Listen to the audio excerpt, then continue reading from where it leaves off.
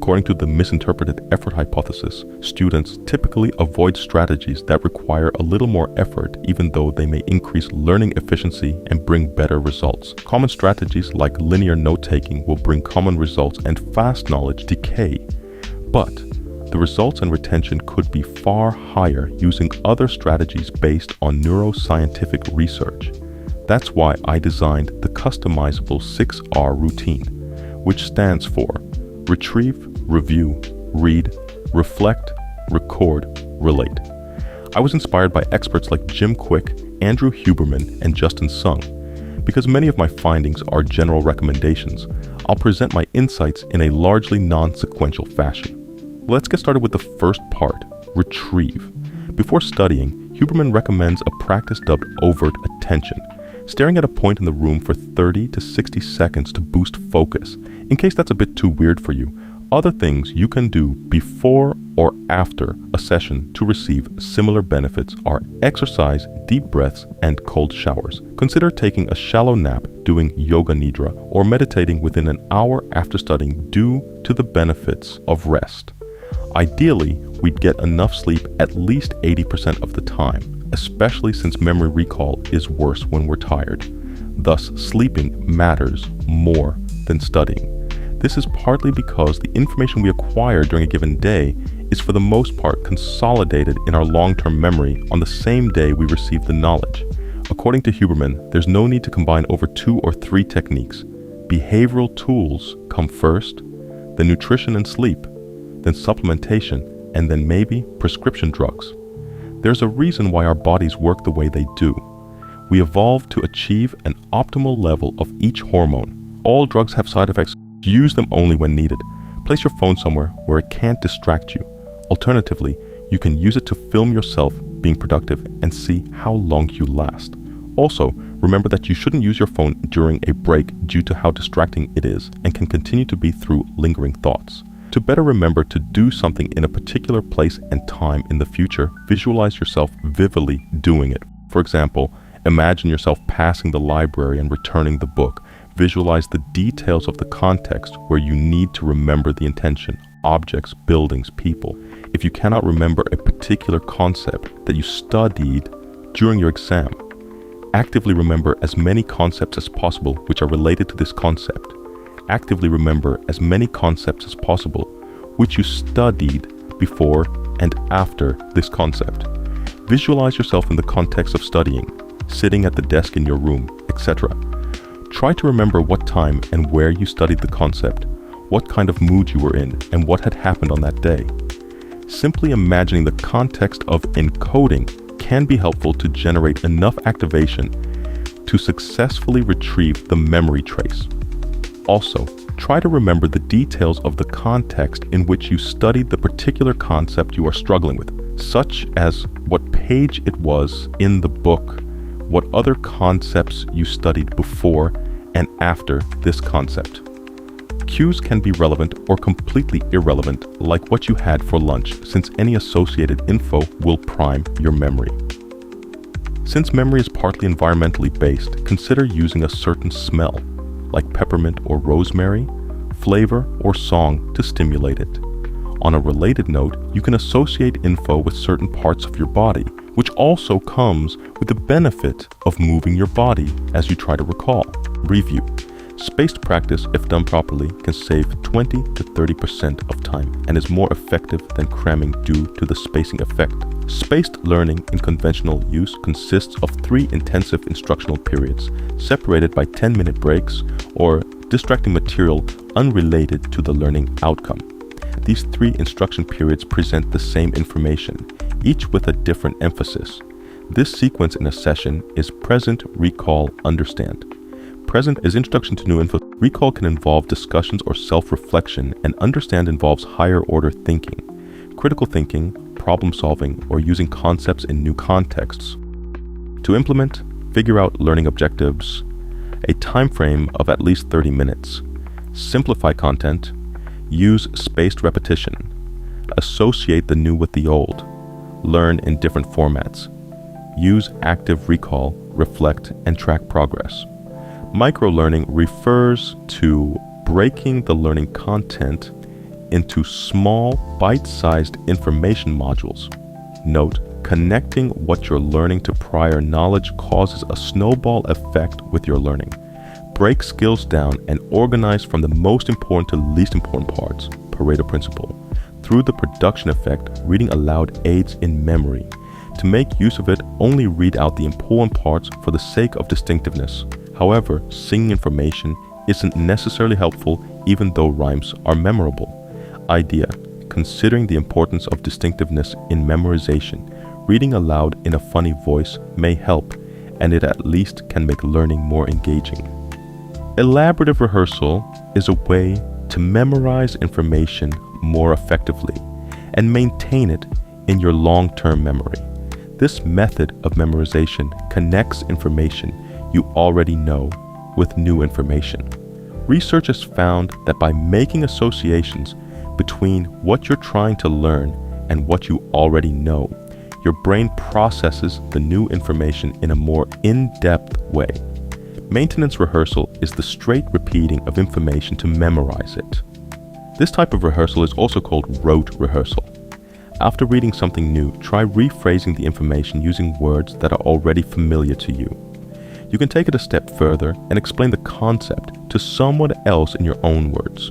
Since success implicitly teaches you all the things that may not work, aim for an 85% success rate. Calibrate the difficulty of your practice and seek extra training/assistance when needed. If you're succeeding more than 85%, you're practicing old stuff too much. Seek out challenges even when things get easy to limit automatic behavior and increase the likelihood of trying better solutions. Interleaving is a highly effective technique for learning and practicing skills or concepts. It involves mixing up different types of problems or materials, which can help you to better retain and apply the information. The more regions of the brain that store data about a subject, the more interconnection there is. This redundancy means students will have more opportunities to pull up all of those related bits of data from their multiple storage areas in response to a single cue. One study found that the longer you spend trying to remember the answer, the more likely you will be to forget the answer again in the future. Why? Because these attempts to recall previously learned information actually results in learning the error state instead of the correct response. Overcoming interference and utilizing cues. Restudy concepts that you use comparing and contrasting to find differences between the concepts. Integrate the concepts, find the relations between them. Aim for mastery in a subject. Do not pay attention to other people's performance. A helpful technique is elaborative interrogation, asking yourself why questions and trying to come up with a detailed explanation. Germane load is the effort that you have to make to construct integrated chunks of information, called schemas, from the concepts in your study material. To successfully learn something, you need to devote some of your working memory resources to germane load. To achieve this, you need to minimize the level of extrinsic load and optimize the level of intrinsic load, that is, achieve desirable difficulty.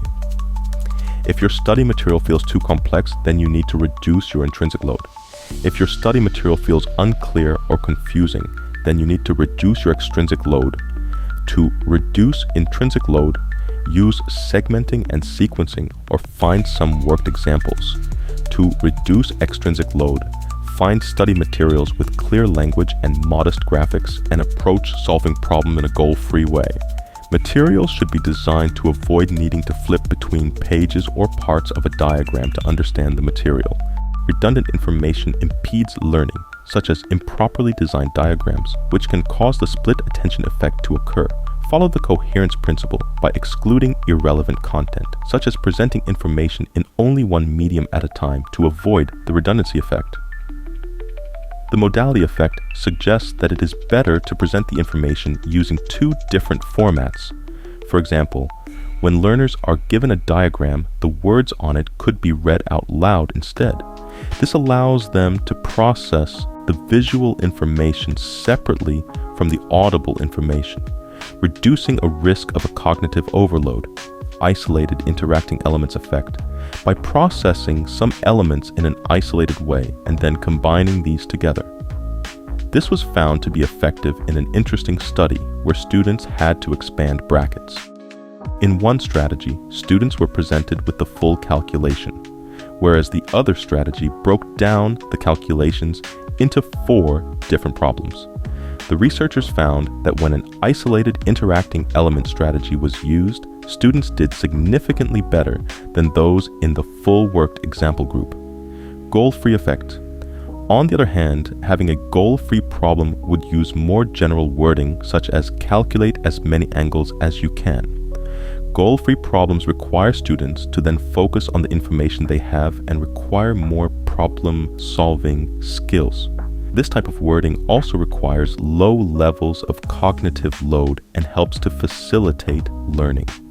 In a study, researchers found that students who solved goal-free problems demonstrated more superior learning outcomes compared to their peers.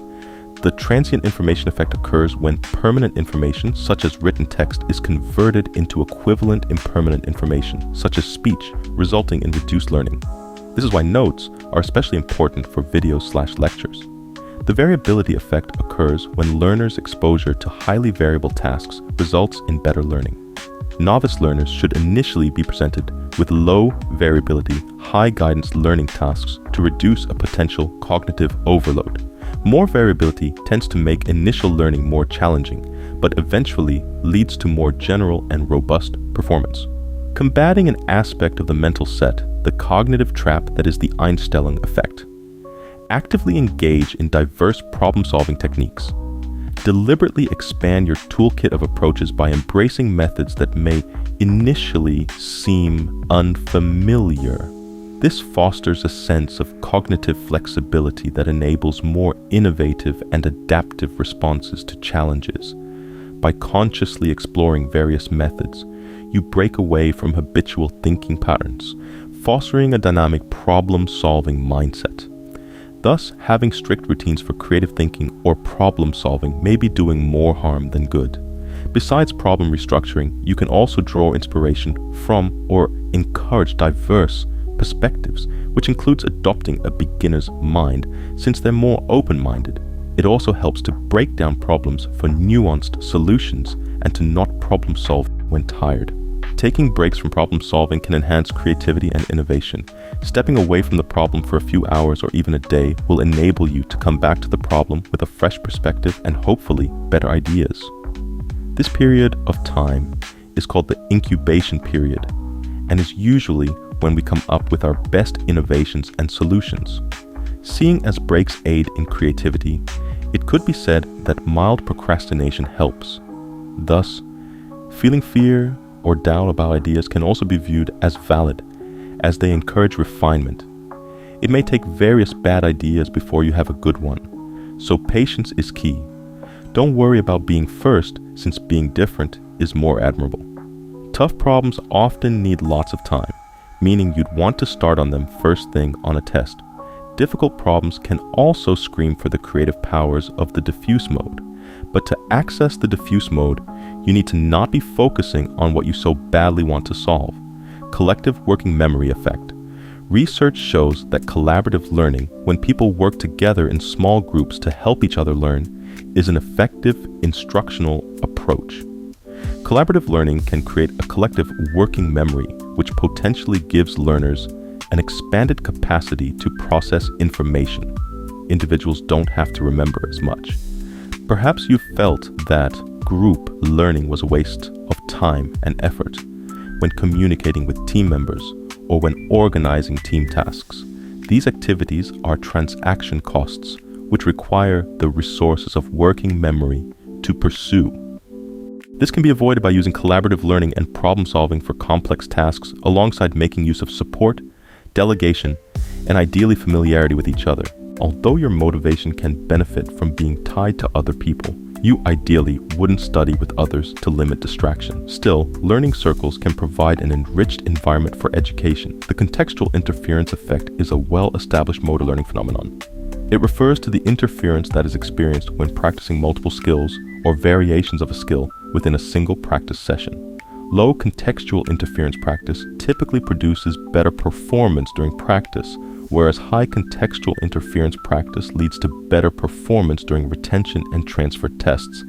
The contextual interference effect could be explained partly by spaced learning. Taking breaks between an activity actually helps us to better learn that activity. That is to say that if you have 30 minutes to practice, you are better off dividing that practice into 3 times 10 blocks, with a rest in between. This has been demonstrated in numerous studies and could be due to focus and energy. Moreover, it might be that the act of starting up from cold and bringing tasks into working memory is part of the challenge. Frequency may simply be an important factor in learning. Finally, contextual interference may simply require more focus.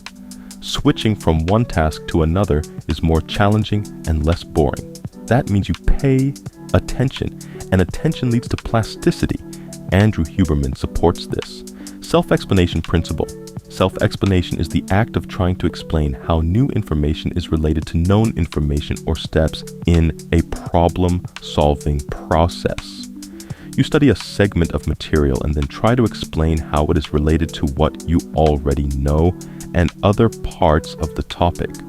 Self-explanation does not mean that students simply recall an already fully formed explanation. The point of explaining is to engage students in the mental work of discerning how ideas are related to one another. Sometimes called sense-making, this is the type of activity through which we construct understanding of concepts and ideas. Self-explanation is an excellent deep processing strategy. Self-explanation, which is why your notes should be in your own words and ideally handwritten to resist the urge to copy verbatim. Another way to reduce extraneous load is to reduce to one sentence the key idea of the information to be taught, so-called bulletproof definitions. Whenever new information or examples are given, they are always linked to the bulletproof definition. Deep practice, challenging yourself, increases myelin in the brain and thus processing speed. This looks like finding strong motivation, perhaps connected to how you want the rest of your life to turn out. If you can't get a coach, join a class/community and maybe use AI for feedback. Also note how AI can have tasks delegated to it if other people aren't an option. The Feynman technique is based around the idea that one of the most effective techniques to enhance our understanding is to imagine that we're teaching the material to someone who has absolutely no idea about the topic. We force ourselves to explain our thoughts fully and avoid glossing over topics we don't understand well enough. 1. Identify the topic. 2. Teach it to a child. 3. Identify knowledge gaps. 4. Simplify. The Feynman technique combats the illusion of explanatory depth. It forces you to simplify things, and thus you must have a deep understanding to properly teach. Avoid massed studying, that is many hours in one session. Divide your study sessions into smaller blocks spread out over longer periods of time. The distance between study sessions should be about 10 to 20% of the test delay. For example, for a test in 10 days, study once a day. Schedule your revision of each concept/topic to about the time that you would forget it. This needs self-experimentation, as there is no formula to calculate this precisely. Consider using a flashcards program, Anki, Quizlet, SuperMemo. Connection. Flashcards are tricky since it's easy to remember the answer relative to a written response. Free recall is more of a challenge than cued recall. Plus, you'll more likely understand the bigger picture since engaging more with the material means prioritizing procedural knowledge over declarative knowledge. Strive to achieve deep processing. The deeper or more elaborate the information processing, the more likely it is that it will be recalled later. Practice testing is superior to self-explanation, which is superior to passive recall. Avoid learning strategies based on recognition, reviewing/rereading of textbook chapters/notes, highlighting, summarizing. Revise with practice tests/questions to achieve the best results in your tests and exams. Use free recall questions/tasks with no hints or options to choose from. Practice with recognition questions such as multiple choice. Only if your test will also be multiple choice, transfer appropriate processing, and for 1/4 of your study time only. Selectively reread only the material that you cannot remember. Get immediate or delayed feedback on your answers. Revise with practice tests/questions to achieve the best results in your tests and exams. For example, you can use cloze tests, aka fill-in-the-blank questions, combating split attention effect and improving central executive working memory. When studying, put all information relevant to one concept into one place to prevent divided attention. Try to find study materials which feature integrated information. Graphs and text combined together rather than presented separately.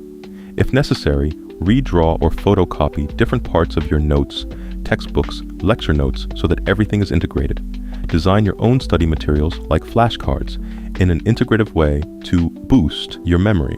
The worked example effect occurs when learning is enhanced by studying worked examples to problems rather than by trying to solve the original problems. Problem solving may be counterproductive for beginners.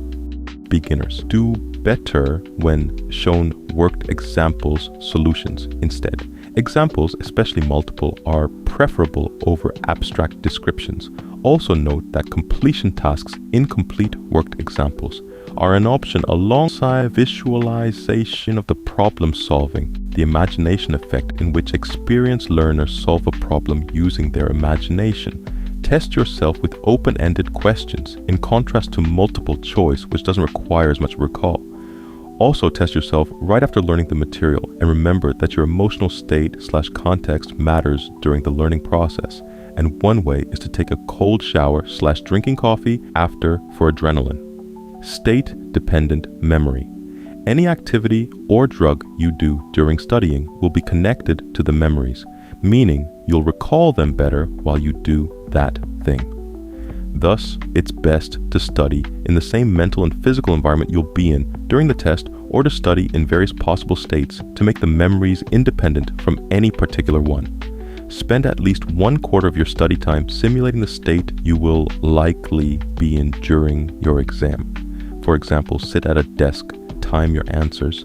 Study regardless of your mental/physical state in different moods with different energy levels, etc. A self-imposed semester also lends itself to increased motivation due in part to the fresh start effect, where people are more driven to pursue goals after a fresh start like a new year or semester. With goals that have an endpoint, called an all or nothing goal, motivation increases as you approach the deadline. Having a distinct cutoff to your personal semester can help you stay driven, knowing there's an end in sight. Coincides with how habits develop in a range of 18 to 254 days, with an average of about 66 days. Don't boost dopamine through pharmacology. This increases signal to noise, which will make the satisfaction you derive from getting something right less impactful. Plus, relying on supplementation isn't ideal anyway, since you'll build up a tolerance. Focus less on immediate feedback and more on repetitions for plasticity. Make note-taking and practice deliberate. Only focus on what you don't know.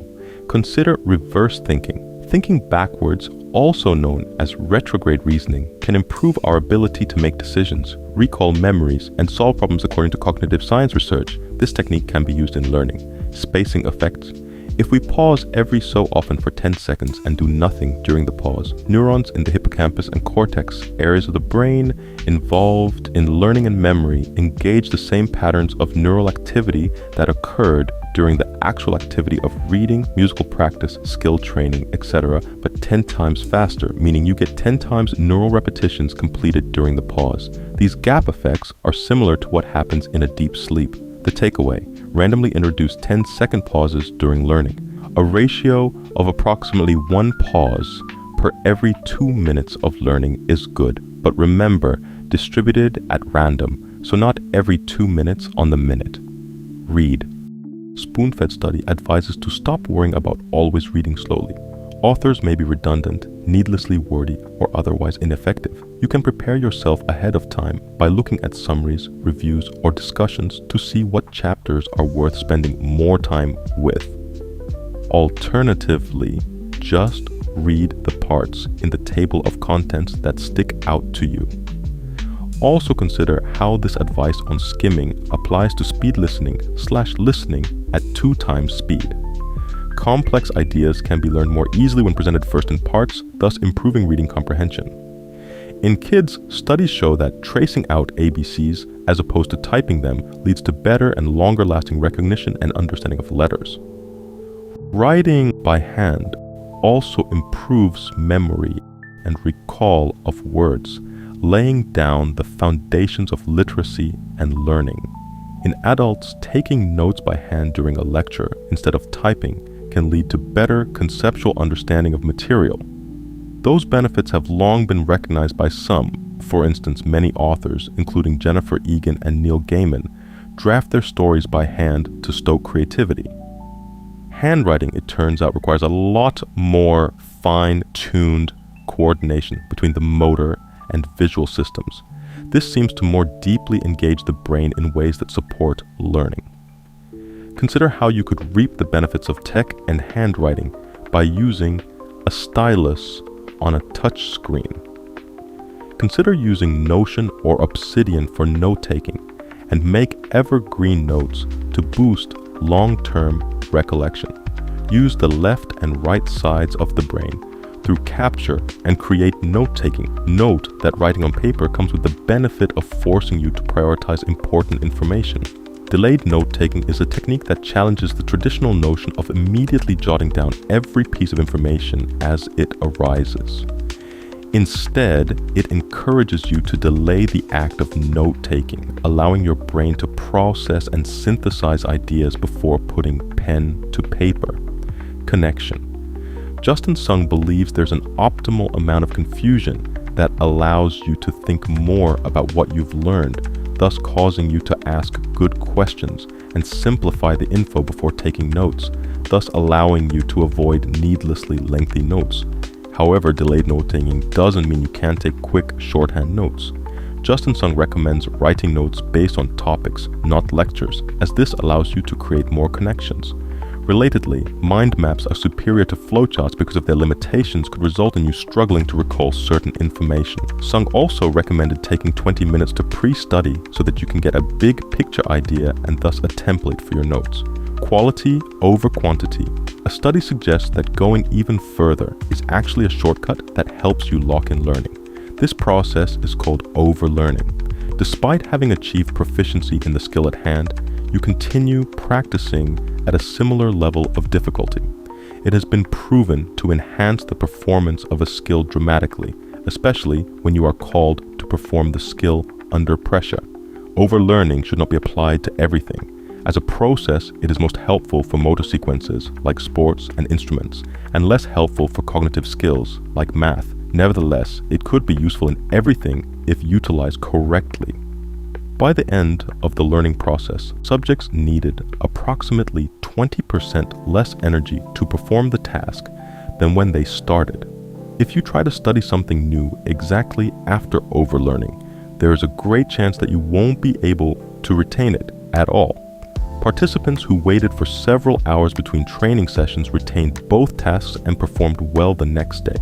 After some research, that number seems to be close to 4 hours. Therefore, if you ever decide to use overlearning in your practice, take this into account.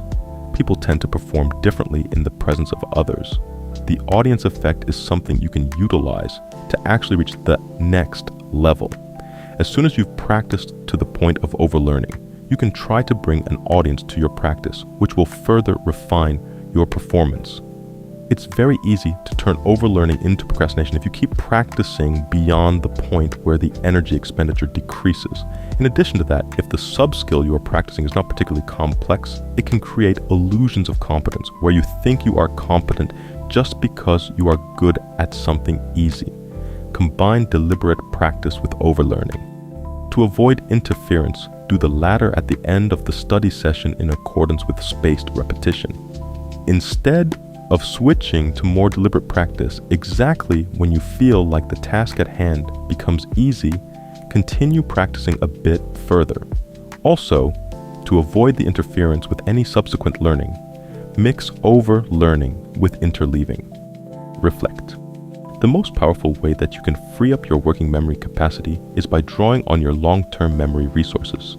The more knowledge you have stored in your long-term memory, the less information you need to process with your working memory, and the easier it will be to understand your study material and solve problems. This is why, to master anything, you must first form a strong understanding of the basics/elementary chunks/foundational subskills. You can use pre-training to approach any study material. Firstly, identify the key concepts and vocabulary. Secondly, use the internet or any other resource to find simple definitions. Thirdly, begin to explore how the concepts relate to one another. Pre-training is also known as pre-studying. Ask more questions to make information more memorable, personalizing it and making the learning process more engaging for you. Engage your curiosity. This will also help you see the bigger picture. Inquiry-based learning might be the approach you need. It focuses on encouraging students to ask questions and explore real-world issues, making learning more active and relevant across various subjects, shown to improve critical thinking skills, problem-solving skills, and creativity. Justin Sung's approach, usage of inquiry to drive spontaneous self-explanations that lead towards the formation of main chunks. The focus of inquiry is split between A, evaluating the relationship between concepts, and B, questions examining the functional or conceptual importance of a concept. We refer to this process of inquiry, which is restricted to a select few domain transferable questions, as restricted inquiry. Usage of the same restricted inquiry processes to clearly identify relationships between concepts and chunks, with evaluation of relationships to assign strict relative priority. Nonlinear representation of these ideas and relationships using visualization, such as illustrations to supplement verbal expression, where appropriate. Repeating of restricted inquiry with separation of isolated elements into separate methods for spaced retrieval or rote memorization. Two popular learning models, SQ3R and Kolb's experiential learning theory, both involve analyzing what one learned, figure out how to make info more memorable, like by learning the etymologies of words. Record. Bear in mind studying techniques like writing notes in your own way of speaking, making as many associations as you can, especially if they are exaggerated, as that'll allow you to reap the benefits of elaborative encoding, and storytelling, particularly for memorizing lists. Consider Justin Sung's PACER method. Evaluate how things are related by looking at how they're different, in what situations they're different, and then figuring out if your analogy should be replaced, modified, or extended. Other ways to strengthen memory retention are to practice what you read as soon as possible. Use mind maps, which can incorporate analogies, and organize your notes through categorization, which is why the traditional linear method of note-taking may not be as conducive to effective learning. Note that the last two techniques engage relational/analogous thinking. Justin Sung believes mind maps should form groups of information that are connected to each other. Ideally, you strive to improve the quality of the connections and the quality of the groups you form. Don't just make groups, make the most intuitive groups you can. Be critical and judge which structure and flow make the most sense and are the easiest to remember. Remember that you can't say one group is a better quality than another if you don't think of alternative ways of grouping the information. Likewise, the structure and flow that makes the most sense to us is a conclusion we can reach only after thinking of multiple possible alternative structures and flows. All of this matters because otherwise we're not engaging in any deep or higher order thinking. We're still thinking at a surface level about discrete facts.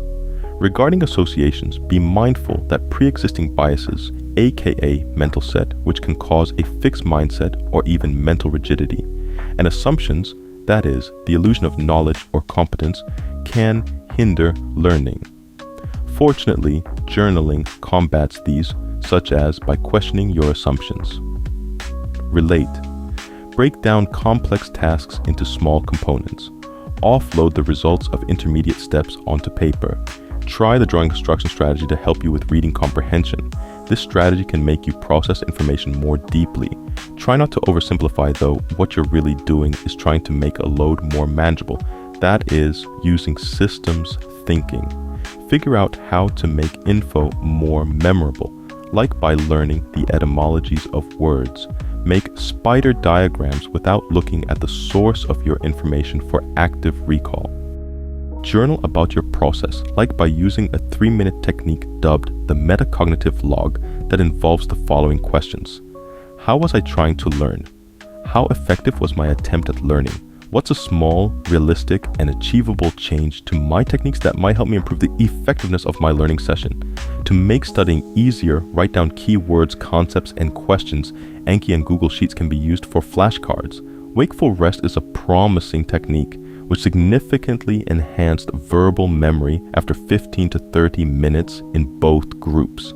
Have a reward after you learn, as in an activity, especially a scheduled one, that you enjoy to encourage you to focus as much as you can and thus get the most work done. Rewards help break up learning sessions but make them random and intermittent so that predictability and thus decreased motivation isn't a concern. Ideally, the rewards would be reliable and relatively quick so that you don't have to tinker with your schedule too much. Emotion and adrenaline both aid in memorization. So consider Wim Hof breathing or exercising after a learning session. 180 to 200 minutes of Zone 2 cardiovascular per week encourages neuron formation. Similarly, caffeine should be consumed late into or after the learning session, if at all. Note that meditating or yoga nidra, perhaps for 20 minutes after exercise, is beneficial, although napping for a maximum of 90 minutes afterward also helps. You'll feel groggy for half an hour if you only sleep for an hour. So get the full cycle, but an hour is the minimum for memory consolidation. Or take a 20-minute nap to restore your energy. Take a 20-minute nap after a study session to consolidate your memory. Schedule your study sessions before sleep to reap the full benefits of consolidation. Finally, seriously consider showcasing what you've learned in some form at some point. Note-taking doesn't matter as much as using the information. Plus, contextual variation challenges the brain more, thus facilitating deeper learning.